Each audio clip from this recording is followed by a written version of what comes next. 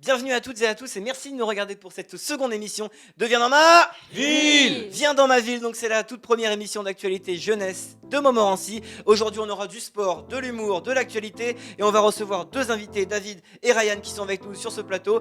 On a fait une petite psychothérapie, on a corrigé toutes les premières erreurs de la première émission. Mais tout d'abord, générique. Viens dans ma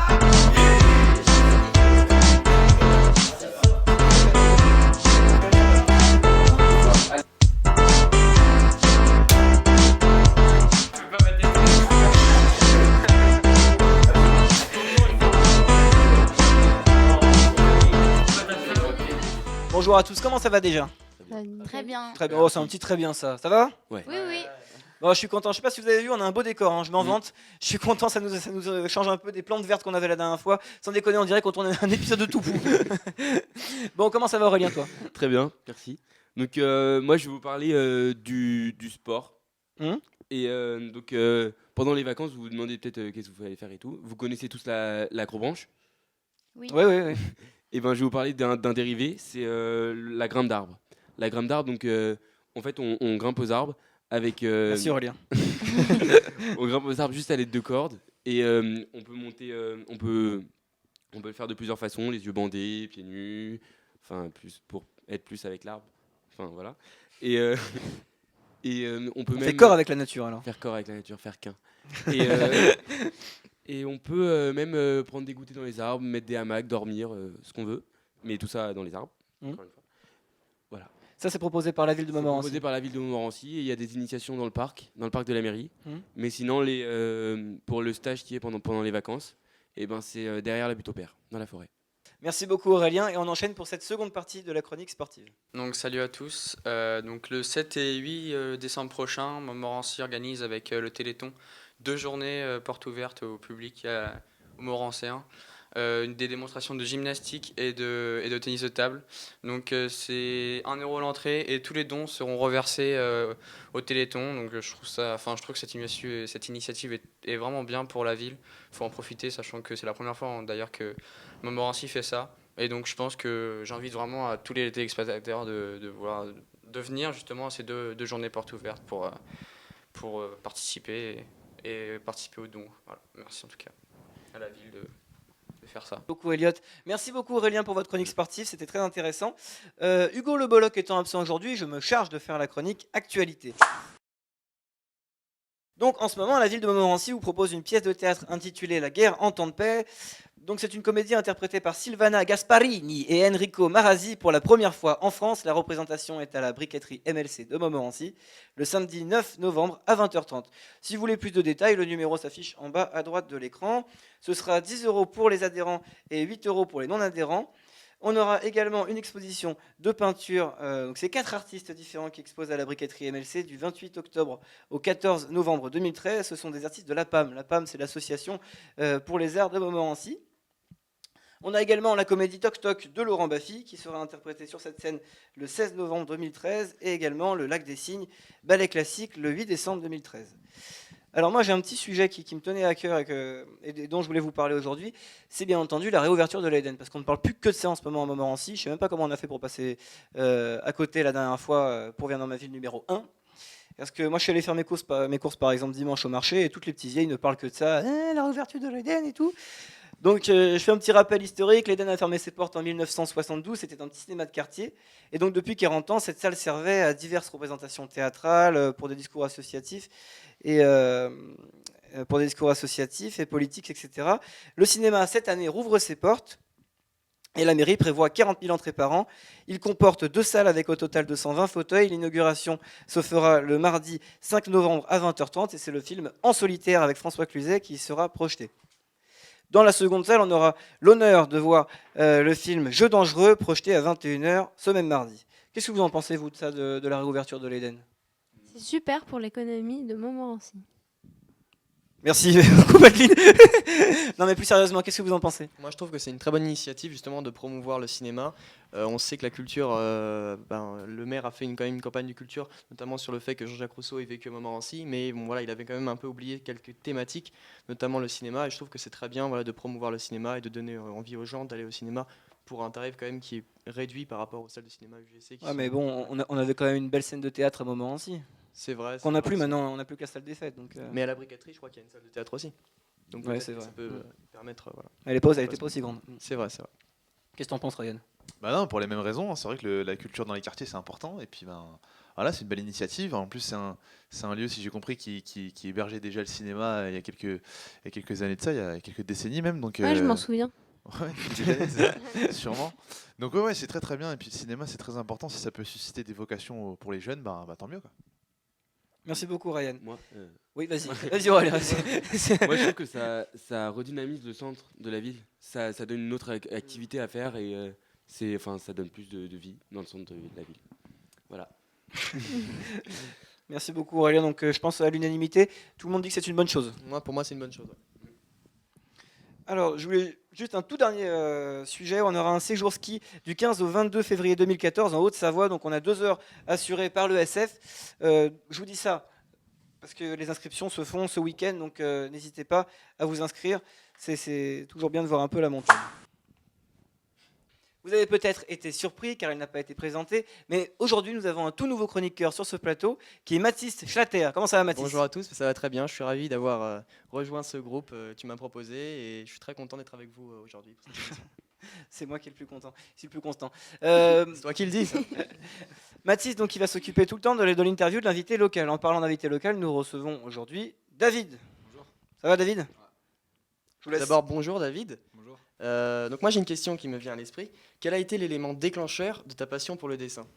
Qu'est-ce qui t'a donné envie de faire du dessin?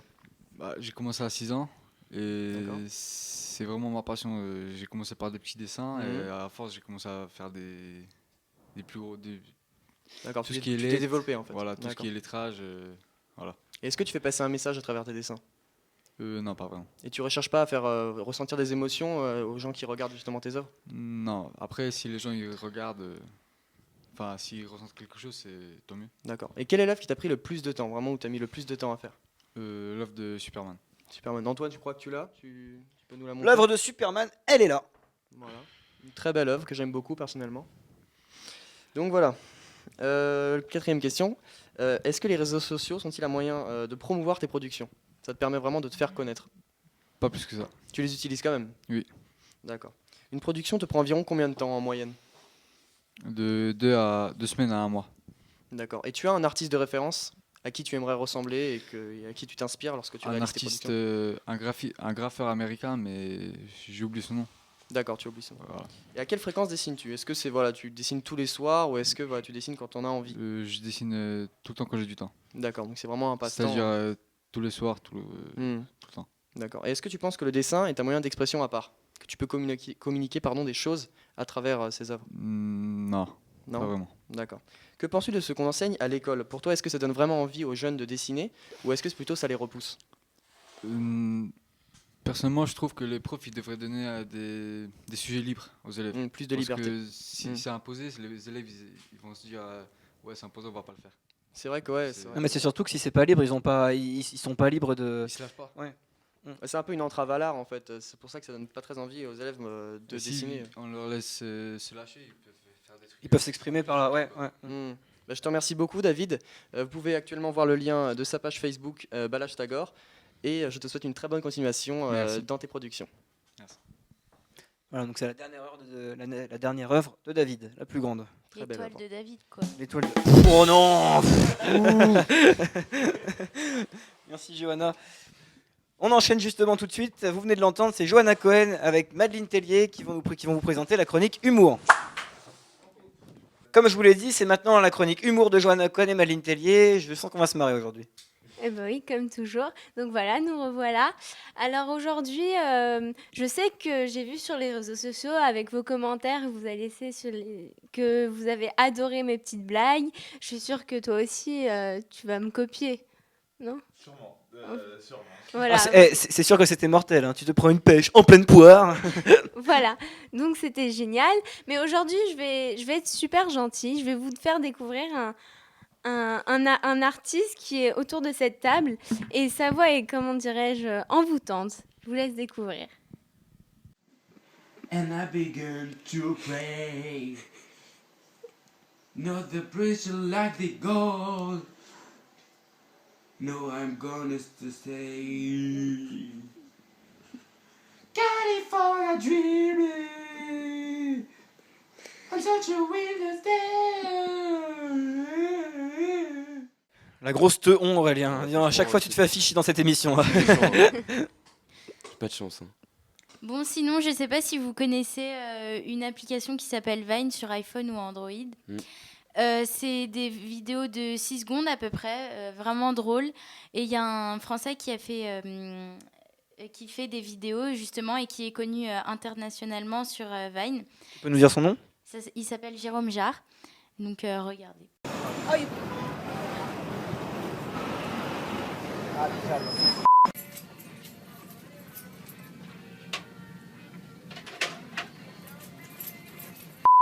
Hey Jerome, try this chocolate. Okay. I just feel different. I don't know why.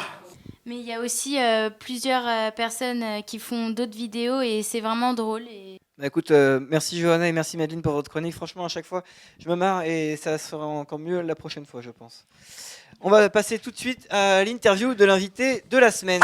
C'est bien sûr Ryan Gennad qui nous vient d'Hermont. Il est humoriste et il nous vient d'Hermont. C'est bien sûr Ryan Gennad qui est avec nous. Comment ça va, Ryan? Ça va très très bien, merci de votre accueil. De rien. Alors, on va passer tout de suite à ton interview. Donc Ryan, j'ai entendu dire que tu avais commencé le théâtre à 17 ans. Ouais, c'est ça. J'ai commencé avec le club théâtre du lycée Van Gogh. C'était un club théâtre de lycée. Voilà, j'ai vu des potes à moi jouer sur une scène de théâtre devant des centaines de personnes dans le théâtre de ma ville à Hermont, et j'ai trouvé ça génial. Alors j'ai voulu y participer. L'année d'après, voilà, j'ai participé à ce club théâtre là, et puis ça a commencé à me former, quoi. Donc c'était une très très belle expérience. Et tu es aujourd'hui l'étudiant le plus drôle de France.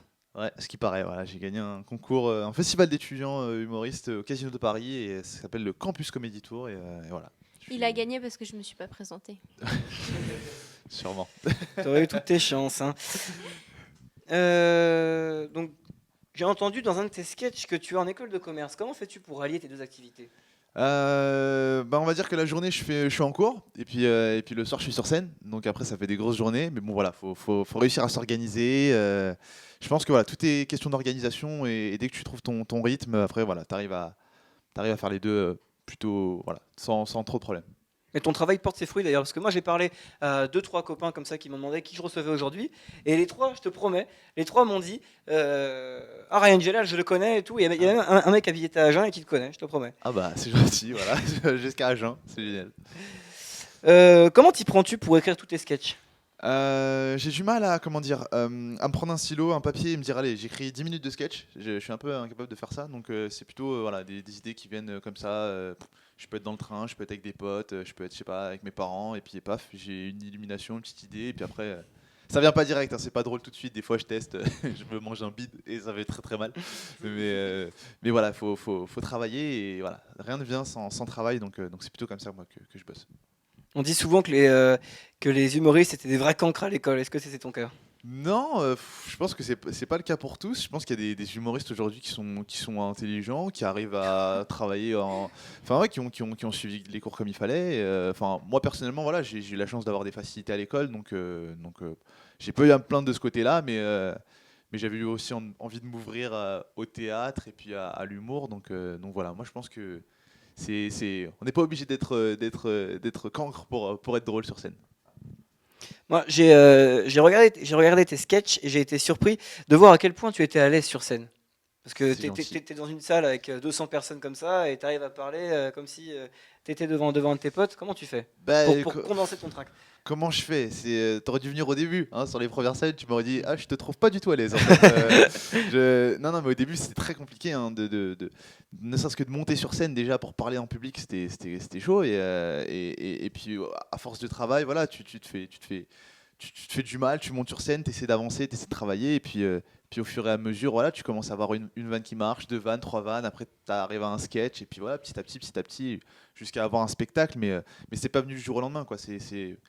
Je crois que j'ai eu 4 ans de théâtre avant de commencer à faire de l'humour, et j'ai mis un an et demi à écrire mon spectacle, donc c'est du temps. C'est du temps et du travail. Voilà. Quelles sont tes prochaines dates, là, Ryan? Alors, je suis le 8 novembre, donc vendredi prochain, à Dreux, dans le cadre du festival Top in Humour. Voilà, c'est ma première date en province, donc je suis très très content, très pressé. Et puis je serai le 16 novembre, donc c'est dans 2 semaines, en première partie de Michael Gregorio au Zénith de Nantes. Ouais, quand même. Et donc ouais, ce sera énorme, il y aura 8000 personnes, donc ça va être un peu, ça va être dingue, ça va être un événement dingue et clairement j'ai jamais joué devant autant de monde, donc voilà. Bah, on t'encourage tous autour de cette table. Ben, c'est gentil. Merci beaucoup en tout cas. Oui. Juste une question. Allez. Alors, c'est ta dernière année là D'école de commerce, ouais, d'école c'est de ça. commerce, mais alors, pour les prochaines années, tu te vois plutôt débuter un travail par rapport à tes études ou... Alors ça c'est une question qu'on me pose souvent. Pour l'instant je sais pas trop. Moi j'ai vraiment envie de continuer, ce qui est sûr. J'ai envie de continuer ma petite vocation dans l'humour. Après on verra où ça va me mener. Je vais me donner quelques années pour essayer d'avancer. Pour l'instant ça va, les gens ont l'air d'apprécier, donc j'ai envie de croire ces gens, envie de leur faire confiance. Après voilà, moi j'ai la chance d'avoir, j'aurai la chance bientôt d'avoir un diplôme, donc je m'en servirai si jamais j'ai pas d'avenir dans l'humour, mais bon. On va me laisser une petite chance quand même. Hein. Merci beaucoup Ryan en tout cas Merci d'avoir à vous. été avec nous. Merci aussi David d'avoir été avec nous, nos 2 invités. Merci.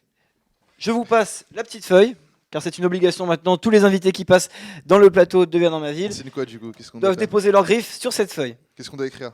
Tu signes. Ça marche. Eh bien, Merci à tous de nous avoir regardés pour cette seconde émission de Viens dans ma ville. Merci à tous d'être de plus en plus nombreux à nous suivre sur Facebook. Si vous avez aimé notre page, aimez celle de David, bah, l'hashtag officiel. Voilà, c'est la fin de cette édition. Et n'oubliez pas, Viens dans ma ville, l'actu de ta... Ville